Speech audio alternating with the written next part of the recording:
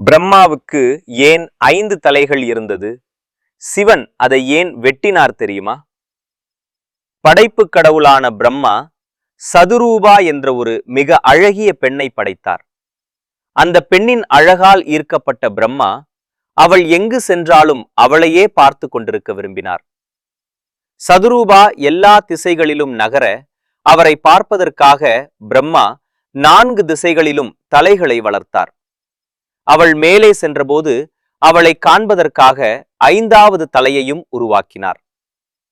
பிரம்மாவின் இந்த ஆசை முறையற்றது என்று கருதிய சிவன் அவருடைய 5வது தலையை கொய்தார், வெட்டினார்.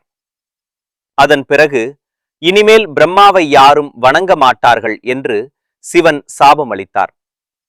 இதன் காரணமாகத்தான் இந்தியாவில் மற்ற கடவுள்களுக்கு இருப்பது போல பிரம்மாவுக்கு அதிக கோவில்கள் இல்லை. மிகச்சில இடங்களில் மட்டுமே அவருக்கு கோவில்கள் உள்ளன என்று இந்த வீடியோவில் சொல்லப்பட்டுள்ளது.